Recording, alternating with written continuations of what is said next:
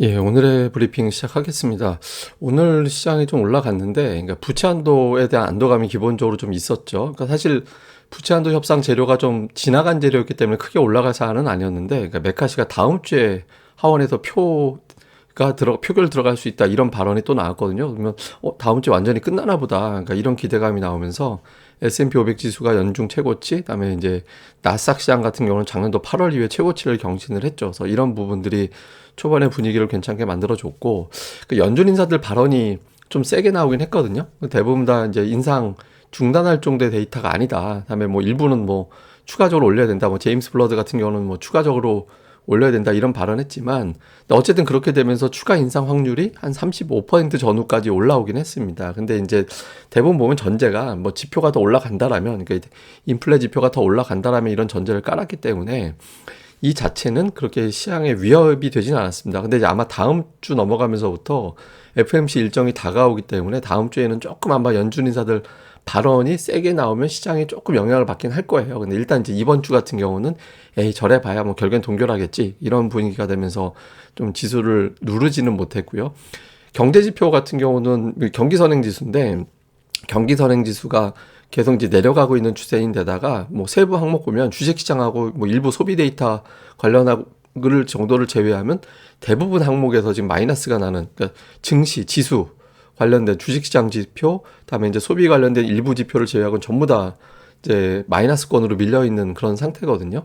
그래서 미국이 경기 침체로 가나 보다라는 걱정이 있었고, 요 걱정 때문에 시장이 미증시 출발할 때 좀 밀렸었는데 이거를 덮는 재료, 그러니까 뭐 메카시가 다음 주에 표결할 것 같아. 이런 재료가 나오다 보니까, 그러면 뭐 경기가 그렇게 죽진 않겠다. 이 정도 상태에서 고용이 유지되고 있으니까, 어쨌든 침체까지 가진 않고 얕은 침체 정도 가다가 회복되겠지. 뭐, 그렇게 이제 해석을 했던 것 같습니다. 그래서 경기 침체에 대한 부담, 다음에 일부 어떤 지표를 비롯해서 연준 인사들의 발언, 이런 것들을 이제 메카시 발언으로 덮으면서 우리 시장이 좀 올라갈 수 있는 그런 환경을 만들어줬죠. 근데 사실은 그냥 오늘 반도체가 다 한 거예요.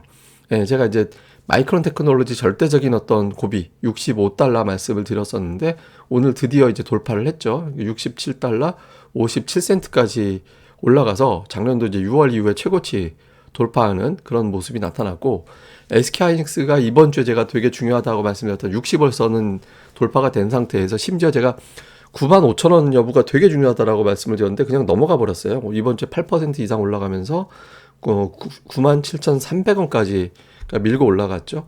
반도체가 왜 이렇게 강할까라고 생각을 좀 해보면, 이거 이제 제가 오늘 오전에 텔레그램으로 보내드린 내용이잖아요. 그래서 그러니까 하이닉스가 어쨌든 현상을 놓고 보면, 그러니까 60월선 돌파를 했죠. 그러니까 일단 이제 얼마까지 버텨야 되는데 일단 이제 돌파를 했고, 이번 주에 외국인 투자자들이 2021년 4월 이후에 가장 많은 규모의 하이닉스 순매수하는 모습을 보였거든요. 그리고 어제 코스닥 반도체 업종 매수한 규모가 2021년 12월 이후 최대였는데 오늘 그거보다 더 늘렸거든요. 그러니까 그 데이터 자체도 2021년 12월에 나온 데이터였습니다. 그 이후에 이제 최대 규모로 연속 매수를 했죠.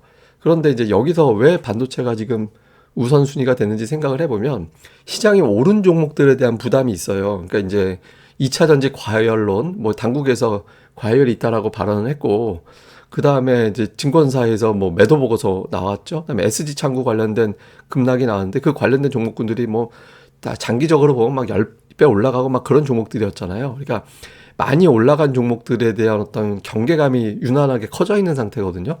그러다 보니까 상대적으로 좀 안전한 종목이 뭘까? 예, 그러면 경기 침체에 대한 부담을 덜어냈다라면, 그러면 이제 반도체는 대표적인 경기 관련된 상품이잖아요. 그러면 가격 부담도 적고, 그리고 이제 실적도 최근에 DDR5 관련된 보도가 되게 많았거든요. 그래서 DDR5 가격이 막 올라가고 있다더라 이런 내용들도 좀 있었고, 지금쯤 되면 이제 반도체 가격이 생각했던 것보다 빠르게 턴할지도 모르겠다. 이런 어떤 명분도 갖다 주면서 이제 올라서는 그런 모습이 나왔죠. 그리고 오늘 이제 외신에서 보면 AI가 기업들 전체 이익을 높이는 계기가 될 것 같다. 이거 반도체 기업 이익을 얘기하는 게 아니라 일반 기업 이익을 높일 수 있다라는 거예요. 그래서 기업들이 상품 개발이라든가 다음에 제품 관리하는 과정에서 AI를 적용하면서 그 효율이 높아져서 비용이 절감된다라는 겁니다. 그래서 향후에 AI 시장이 되게 커질 거고, 여기에 대해서 이제 이게 커지면 자연스럽게 이제 반도체 실적이 좋아지는 계기가 될 수 있는 거잖아요. 그래서 이런 부분들이 이제 반도체에 대한 선호도를 상대적으로 더 높이는 그런 계기가 됐던 것 같습니다. 수급에서는 이제 외국인 기관이 되게 많이 매수했고 개인이 1조 1천억 원 이상 양시장 1조 3천억 팔았죠. 근데 외국인들 매수를 보면 삼성전자 5,300억, 우선주 700억, 그러니까 6천억을 삼성전자에 집중했고 하이닉스 오늘 조금 줄였는데 어쨌든 하이닉스 230억이긴 하지만 어쨌든 전체 매수보다 두 종목 매수가 압도적으로 많았죠. 그다음에 포스코라든가 이런 종목군들 자동차 쪽이 좀 매도로 간 게 특이했는데 이게 좀 가 있었고 기관도 마찬가지로 오늘 순매수 1, 2위가 삼성전자, SK하이닉스 그다음에 네이버 계속 매수가 들어가고 있습니다. 카카오도 은근히 매수 들어가고 있고 그리고 역시 매도는 포스코홀딩스라든가 이런 것도 LG에너지솔루션 그러니까 2차전지 연결고리가 있는 종목을 좀 팔았죠. 코스닥에서는 동진세미캠 그러니까 대표적인 못난이 주식이 동진세미캠 원인 IPS 이런 류의 종목이었거든요. 이런 거 좀 들어가고 DDR5 아이비코전자, PSK 주성엔지니어링, 솔브레인 이런 거 이제 쭉 들어가 있고 에코프로, LNF, 뭐 SM 성화이테가 되게 많이 올라갔던 종목이잖아요. 오른 종목 팔고 안 오른 종목 눌려 있는 종목을 산 거죠. 기관도 마찬가지입니다. 동진세미캠 매수, 그다음에 HPSP, 하나마이크론, 원익 IPS, 심텍, 솔브레인, 하나머티리얼즈, 주성엔지니어링 이런 식으로 이제 IT 계열의 종목군들이 집중적으로 들어가 있습니다. 그래서 뭐 많이 올라간 엔터 2차전지에서 이제 반도체로 갈아탔는데 이게 이제 순환매라면 다음 주에 수명이 끝날 거고 추세가 된다라면 다음 주까지 밀고 더 올라갈 거거든요. 그래서 다음 주 흐름에 따라서 이제 조금 이거 2분기 아예 그냥 쭉 가나 보다 아니면 순환매구나 이렇게 지금 가늠이 될 것 같습니다.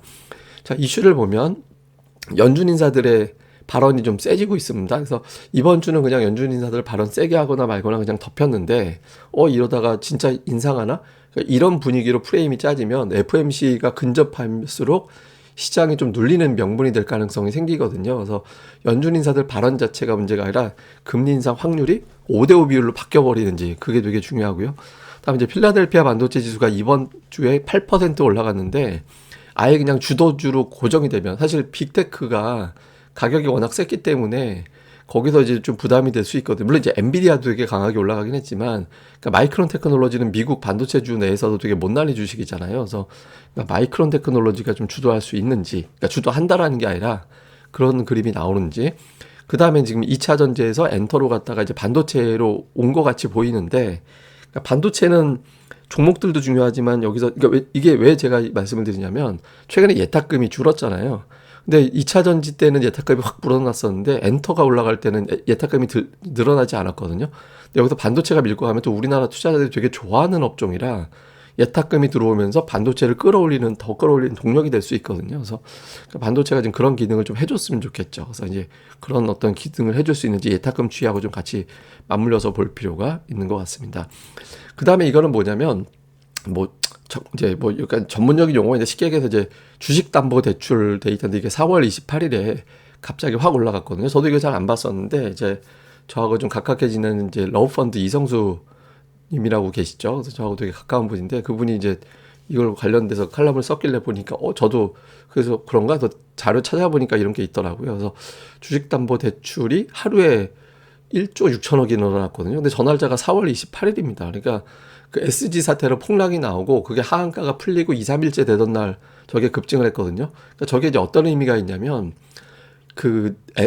CFD 관련된 부담, 그러니까 많이 올라갔던 종목들에 대한 부담을 투자자들이 가질 수밖에 없어요. 그러니까 또 CFD가 언제 터질지 모르니까. 그러니까 지금은 투자자들이 실적이 아예 바닥이어서 이제 턴을 하나보다 이런 기업들에 대한 이제 관심도가 높아질 수밖에 없거든요. 그래서 조금 PBR 좀 상대적으로 좀 눌려 있었던 종목군들이나 이런 종목들에 이제 기관 외국인들이 좀 당분간은 좀 선호도가 높을 가능성이 있기 때문에 뭐 그런 종목들에 대한 관심을 좀 가져나가는 것도 지금으로서는 좀 필요해 보입니다. 근데 어쨌든 다음 주에 또 어떻게 돌변할지 모르니까 뭐 그런 내용이 나올 때마다 정리를 해드리도록 하겠습니다.